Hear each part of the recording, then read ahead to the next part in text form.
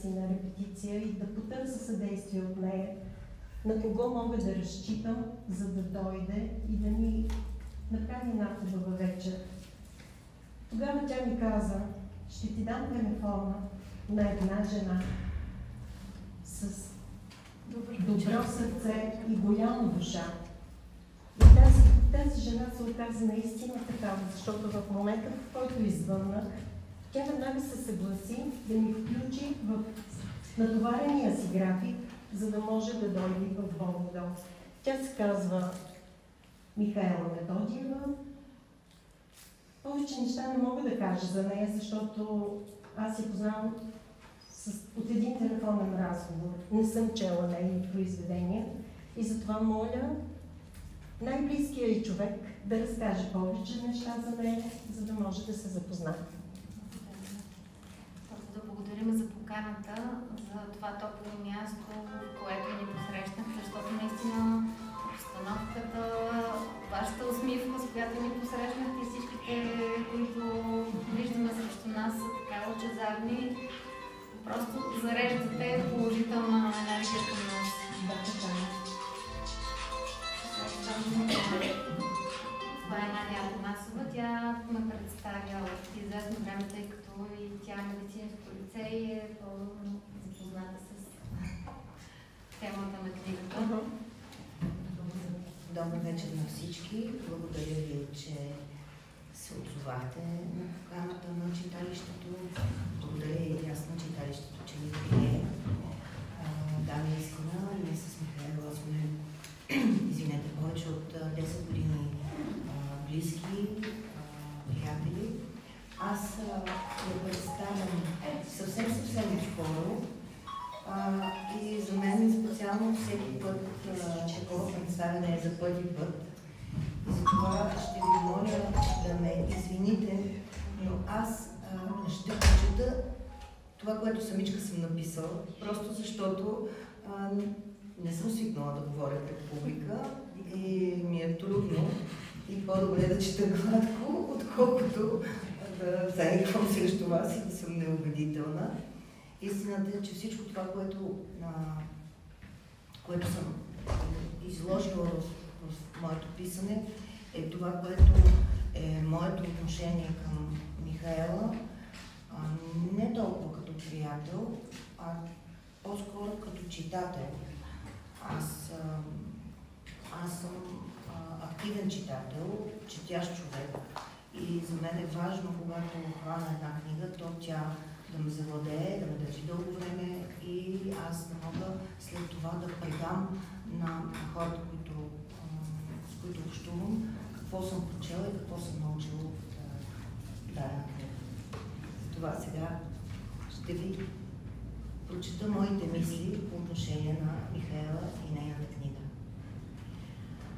Тази вечер сме тук, в тази прекрасна зала, за да ви представим една млада авторка и нейните творби. Бих искала да ви разкажа моето усещане и моето вълнение от срещата ми с книгите на Михаела. Познавам Михаела от 10 години и във времето станахме почти неразделни. Въпреки близостта и споделеното приятелство, за мен беше огромна изненада да разбера, първо, че тя пише стихове и даже ще ги публикува в първата си стихосбирка. Не ми се вярваше почти до момента на нейната премиера. Почувствах се очарована, смутена, развълнувана и много горда, че имам честта да познавам автора на книжката, която държах. С нетърпение, още първата вечер, след представянето, изчетах стиховете на един дъх, знаейки прекрасно, че така не се чете поезия, но усещах буквално жаждата си да прочета написаното от човека, който познавах вече от дълго време. Оказа се, че стихосбирката е първият опит на Михаела да покаже цялата палитра от емоции, които таи вътре в себе си.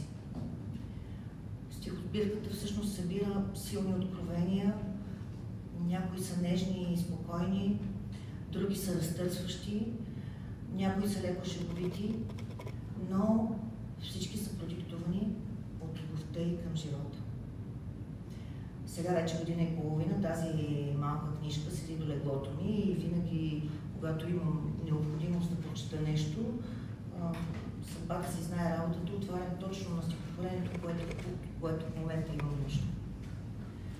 И честно казано, наистина все се опитвам да разбера каква е тая сила дадена свише, да можеш да се изразяваш в рима, да кажеш с много малко думи толкова много неща и да покажеш емоция без това да е показно и да се вълнуваш, ама да развълнуваш и другите. И ви предлагам Михаела и нейната мила снаха да прочетат по едно стихотворение от стихосбирката. Здравейте! Благодарим, че сте тук. Аз ще ви прочета стихотворението "Пребързано сърце". На него има песен, която още не е записана, но се надяваме скоро да бъде. Мълчи, сърце, мълчи, не дей да викаш. Викът ти скрит е вътре в мен. Не дей да страдаш и да ме раняваш. Не виждаш ли, че тъй съм уморена? Мълчи, сърце, безмислено е всичко. Без смисъл е крещящият ти зов. Не може да накараш да обичат там, дето липсва капчица любов. Мълчи, сърце, най-после примири се. Прости за всичките дела. Ще махна с ръка, ще си отида, ранена и пребързвам се си.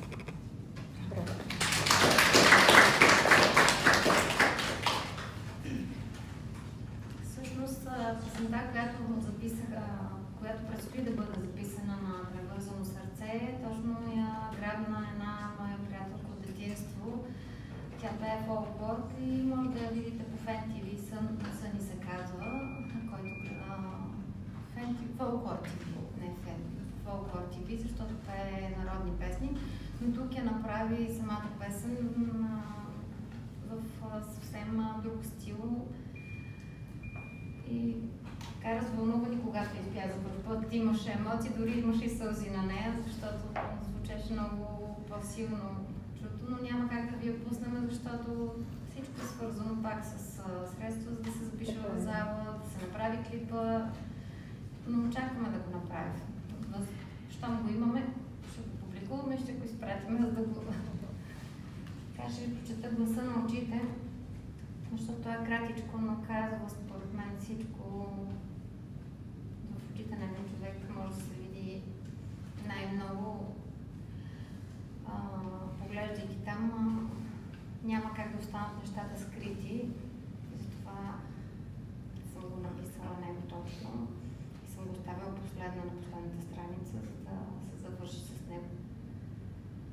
Очите ти не лъжат, дори да лъжеш ти. Те всичко ще си кажат, дори и да боли. Очите са предател на хорските лъжи, но верен са приятел на честните души. Очите като плачат, изхвърлят от скръпта. Плачът е най-пречистващ след тежката съдба. И грим не ги прикрива, дори и очила. Те някак са красиви от всякакви неща.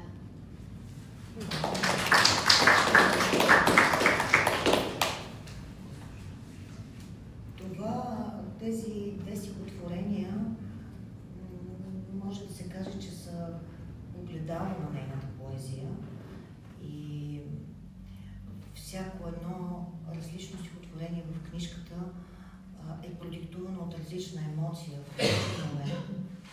Кажи ни как ти се случват нещата с писането на стихове? Писането на стихове, един стих няма как да седнеш като при прозата, да го мислиш, да го подреждаш и да го пишеш. Смисъл в този стих идва самичък. Ако не го запишеш в този момент, той просто си отива и остава, или ако го прекъснеш на средата, остава недописан, защото самите рими, да, може да си ги подреждаш, но няма да има смисъл, няма да има същността, няма да има душата в това стихотворение, ако не го запишеш на момента, в който само си е дошло.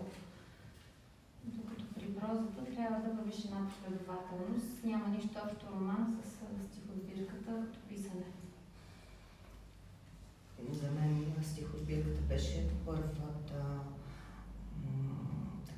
среща с литературата на Михаела, но романа определено за мен лично романа беше още по-голяма изненада. Много дълго време слушах как Михаела пише роман и си мислех, че това е закачка и че някаква шега и аз не разбирам. Малко след това започна да ми говори, че ще ми изпраща главите от романа, за да ги чета. Аз всъщност това беше първото осъзнаване, че става нещо сериозно. И казах, не, нищо не искам да чета предварително. Когато видя книга, тогава ще говорим пак. И изведнъж тази пролет книгата се оказа факт. Всъщност искам отново да ви споделя моето усещане за книгата. Някой като ме попита какво тогава, какво четях, макар че книгата се чете в продължение на часове, максимум 2 дни. Това, което мога да кажа за тази книга е, че това е книга за лекари, но не съвсем точно. Това е книга за живота. Това е книга, в която може да бъде описан всеки един от нас. От самото начало през целия му жизнен път. Това е книга за любовта, за мечтите, за силата на духа, за амбицията и за стремежа да бъдеш добър. Пулсът на вечността има и така символика в заглавието, което в някаква степен подсказва романтична връзка, но всъщност става въпрос за преплитане съдбовно преплитане на две души, живеещи в общ ритъм, сякаш са невидимо свързани с път на връзка. Книгата наистина е за лекари и наистина е за силата на духа и вярата. По принцип, ние всички ходим на лекар. При личния си лекар или посещаваме здравно заведение и чакаме си пред кабинета с надежда, отваря се вратата, излиза човек в медицински екип или бяла престилка и той за нас, обикновените хора, той е длъжен да ни изслуша, да ни разбере, да ни подкрепи, да ни излекува, да ни направи по-млади, по-жизнени, енергични и така нататък. Много малко от нас обаче си задават въпроса, кой седи вътре в тази престилка. И този човек, той какво чувства, какви тежнения има. Всъщност, може да и той и него да го боли, има си неговите страхове. И в тази връзка, книгата наистина е за лекари и тази книга е историята, аз така го нареках, на една престилка, в случая на две. Книгата е вдъхновена от дълбокото уважение на Михаела към лекарската професия и по-конкретно към житейските и професионални съдби на двама именити медици от град Перник. В основата, отново ще повторя, стои една дума, която в този хаос, в който живеем, това е думата любов. И така, в престилката вътре има жив човек.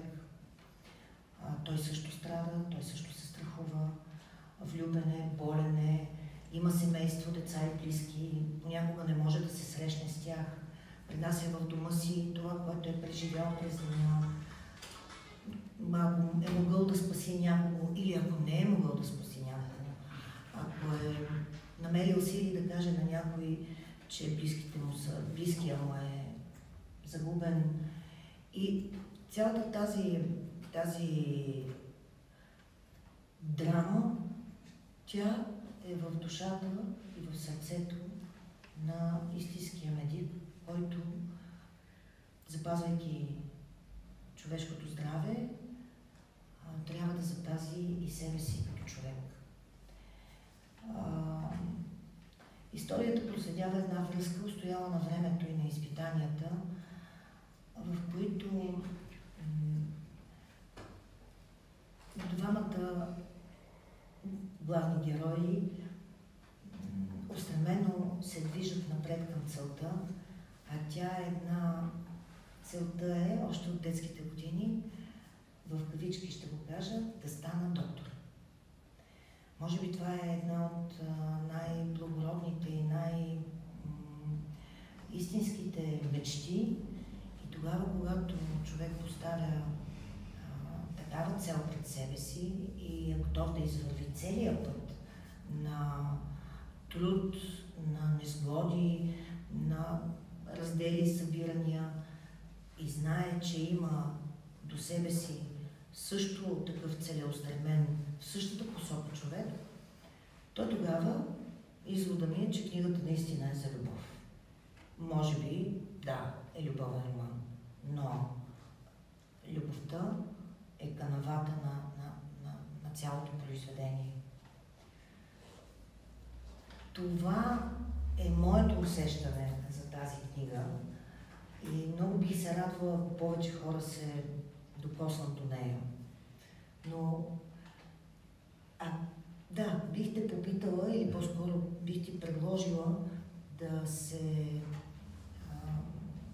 представиш на публиката си. То представянето ти го направи общо заради смисъл, като автор представи, че съм написала стихотворията, романа, също така с ми рисуваме. Утре имам изложба, 6-та самостоятелна. Майка, баба съм, на внук на година и 7 месеца. Да видиш чудесно. И съпруга, естествено, на съпруг, който ме подкрепя и търпи цялата моя лудост да седа и да пиша. Защото то в днешно време си е малко лудост да седнеш да издаваш при тази лавина от книги, която навсякъде се издава и в крайна сметка се чете все по-малко. Поне по първата книга бях с такова впечатление. Сега, нали, когато се издадох Пулсът на вечността, имаше огромна разлика. Тогава просто ми обясниха, че повечето хора не всеки обичал стихове, но пък обичали романи, така че тук ми дадоха надежда, че четат все пак хората. Тук са четящи хора, да. всички. Радвам се за това. То смисъл, да, то, който не чете, едва ли ще посети събитие, което е свързано с книги, въпреки че има хора, които също четат, но пък ги е страх. Имаше такъв момент, ми споделиха, че ги е страх да посетят такова събитие, защото можело да ги питаме нещо, което не знаят какво да ни отговорят. И специално в нашото село това се случи, нали, не посмяха да влязат, отвънка останаха пред самото читалище. Но... Разкажи ни как стигна до романа. Както сподели ти, романа е за двама лекари. Те са родени в един и същи ден, в една и съща родилна зала. Това е действителността, която съм описала и с това нещо започва романа. Върват майките им ги кръщават с близки имена. В реалния живот имената наистина също са им близки. Аз тук съм и кръстила Огняни Пламена. И през целия си живот те върват заедно, решават, даже имат едно съревнование в училище, което е имало в едни моменти, решавайки, състезавайки се с една такава, как да го кажем, спортна зоба на дъската, кой е по-добрия и кой ще бъде по-добрия лекар. И вече след това поемат в един общ път, създават семейство, учат и... А твоята връзка с тях? Моята връзка с тях е... В роман съм описала много малка част. Аз се запознах с тях, може би, преди 15 години, когато с малкия ми син попаднах на детско отделение. Той беше в окаяно състояние, също тази част е описана вътре. Оттам точно беше създаден Фейсбук и качихме един пост детско отделение зал за помощ, при което, нали, аз когато си тръгвах всъщност от отделението и помолих съпруга ми да нанесе фотоапарат, защото телефоните ни нямаха още такива функции да снимат. Направихме снимките, качих ги след това на компютъра в тази група и оттам успяхме да накараме също здравния министър да дойде в нашето отделение, да види, че 40 години то не е пипнато, не е правен ремонт, условията, в които работят лекарите, в които трябва да се ни раздясали кревачета, в които трябва да се слагат децата. И в крайна сметка, след една година, това нещо стана факт. Но през целия път го вървяхме с главната героиня, която е от книгата, нали, също тя също е била в тези моменти, докато детето ми е боледово и... А колко време ти отне написването на романа? За мен беше... Сега каза имам роман и после се появи книгата, нещо. Как се случи? Времето не беше дълго, беше 6 месеца, което е наистина кратко време за един роман, защото сега опитах да напиша продължение, минаха се месеци наред и съм до никъде, захванах друга книга и тя не ми върви много така гладко, докато тази книга специално ми вървеше абсолютно гладко, пишех през деня, през нощта, пак благодарение на семейството ми, защото някой трябва да върши макинската работа, естествено, за да имаш времето да пишеш и да се посветиш изцяло, нали, на тази дейност, защото когато ти върви в един момент гладко мисълта и ако се прекъснеш, пак гледаш да не можеш да продължиш. Пак казвам, романа не е като стиховете, продължаваш го, но да, може да изгубиш някаква част, която си искаш да запишеш в този момент. Връщала съм си назад в романа, примерно. Много голяма част от нещата са наистина по действителен случай. Има и художествени измислици в него изцяло, защото все пак аз няма как да имам подробната им автобиография, подробни познания по много неща от медицинските обучения и така нататък, но съм се постарала горе-долу да предам нещата разбираемо за читателя.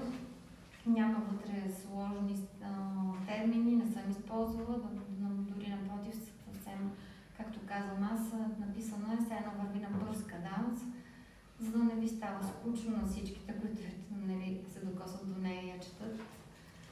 Дори редакторката ми каза, че това е по-скоро за нея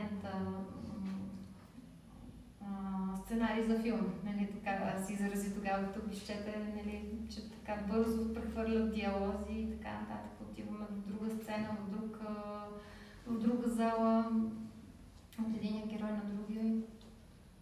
Наистина, когато започнах да чета книгата, разбира се, аз съм предубедена. Михайла не може да пише романи. Тя не разбира от тези неща. И когато отворих първите страници, така ми се видя леко плахо, някак малко дори на моменти леко детинско. И буквално след като преминах през първата, втората, третата глава, нататък не си дадох сметка колко леко се чете всичко и как изобщо съм забравила кой е автора и как аз съм вътре в историята и не разбрах кога приключи. И дори тя... Понеже чаках с нетърпение нейното мнение, защото преди това имах някакви бета читатели, но такива, които, примерно, ако не им хареса, ще ми кажат, добре, нали, хареса ми и така. И знам, че тя ще бъде откровена с мен. Звъннах и, защото каза вечерта, както го взе, почвам го. На другия ден ми написа, приключи го.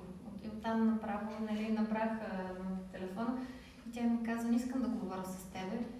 И същото действие беше и от майка ми, страна на майка ми. Тя по същия начин ми каза, сега не искам да говоря с теб. И аз викам, какво им става на тия хора, те защо ми се сърдат сега, някаква глупост ли написах, нещо обидих ли ги, нали, тя като медицинско лице, дали пък нещо не засегнах, нали, да съм написала нещо, което не трябва да е така.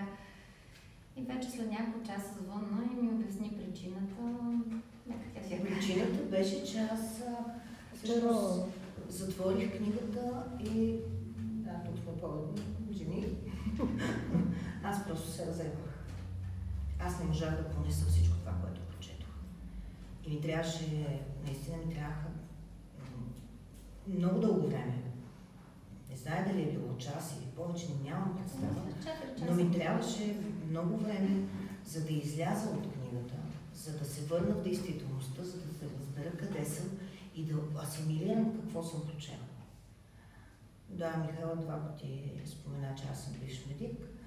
Аз съм бивша медицинска сестра от Бърза помощ София и имам там близо 20 годишен стаж на линейка като реанимационна сестра. Прочитайки книгата, аз се върнах там в онзи ми живот.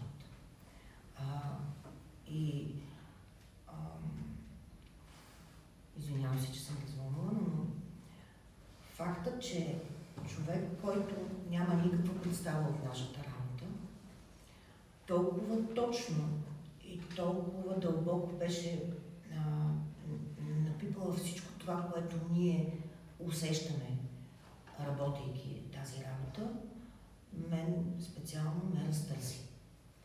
И затова,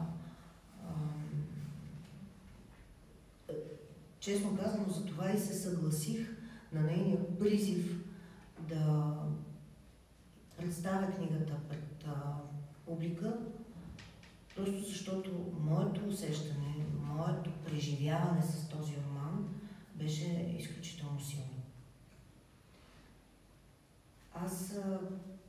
Ако вие имате някакви въпроси, нещо, което ви е интересно или не сте разбрали, или пък искате да допълним, заповядайте.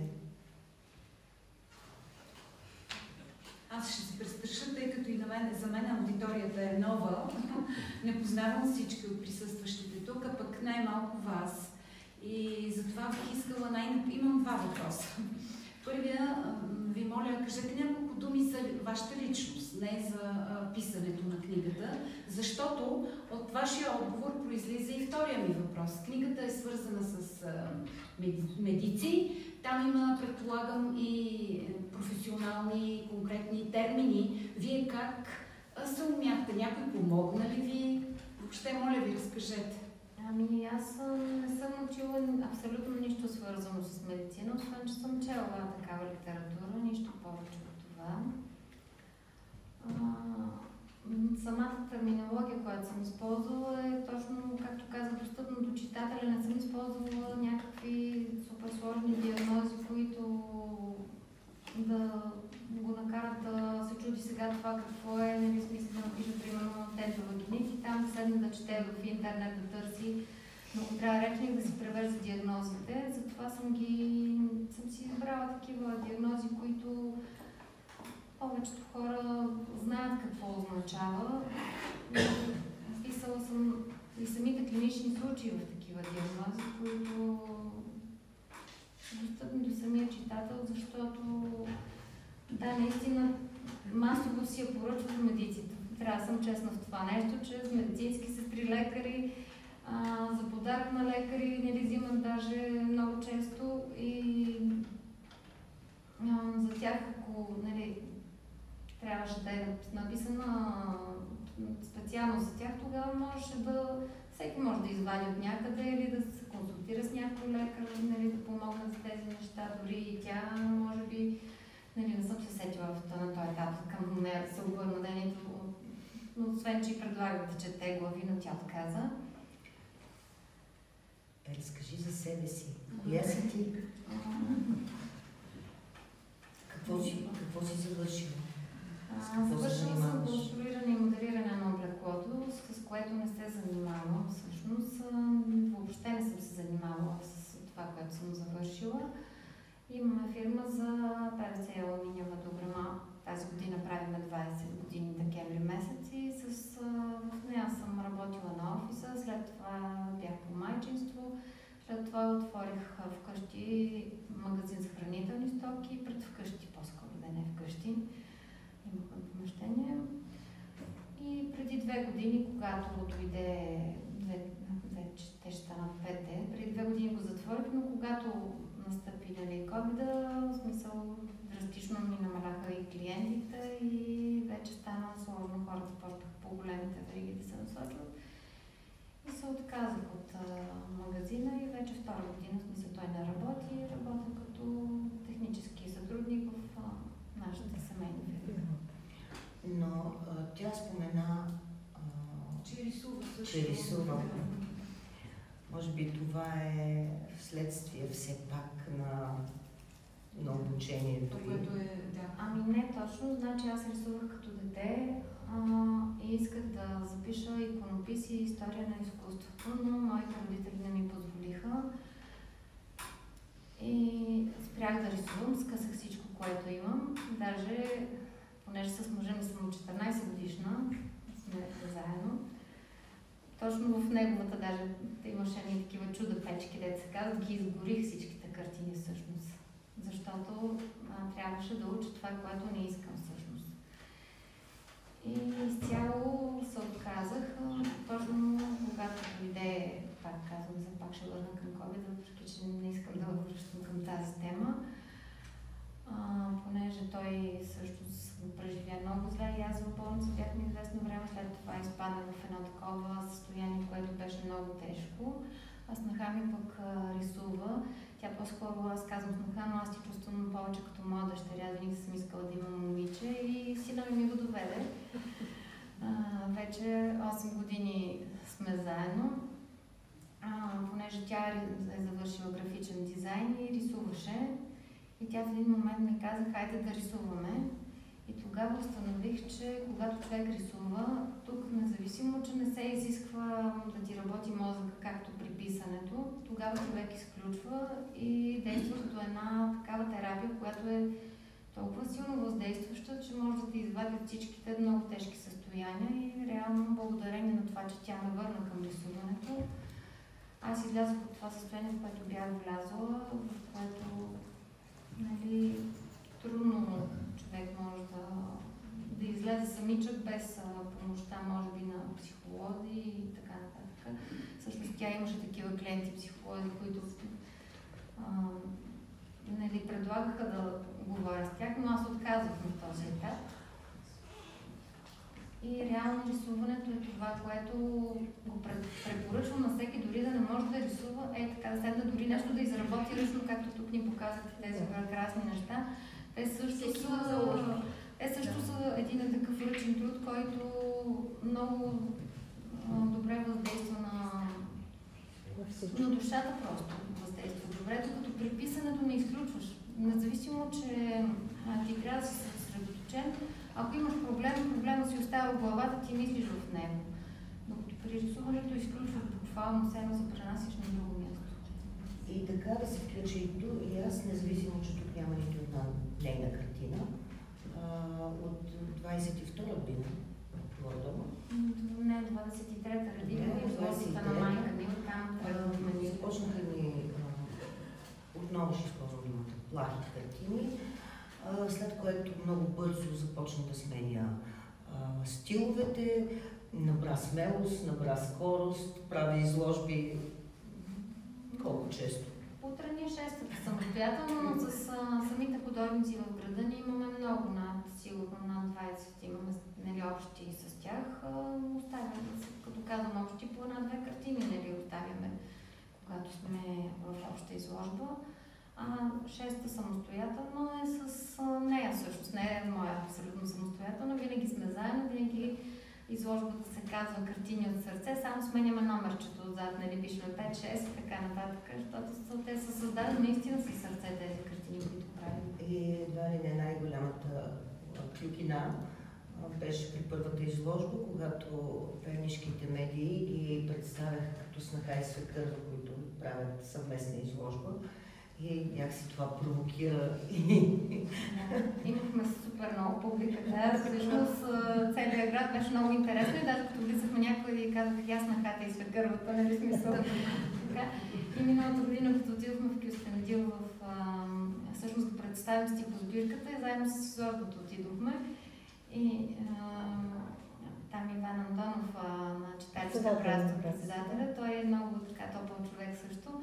И каза, сега за до година, за декември, откъде да си търсим, снаха и свекърва, пак да си направим същото, но то се оказа, аз му се обадих сега за декември, те правят ремонт и ни покани януари днес да отидаме. Но всъщност, да, интересно има на хората факта, че сме снахайски. Аз искам първо да признае снахата. Да. Добре да са снахите, да върви живота. Да. И аз никога не съм я чувствала като свекър. Като майка. Ами не, аз онзи ден нещо си мърморах така и тя вика, какво мърмориш сега? Викам, нали съм свекър, трябва да си го отстоявам да се усети. Тя вика, ти бе. В смисъл на ме. Ами, благодаря ви. И аз благодаря за въпросите. Другия, ако някой иска нещо да попита,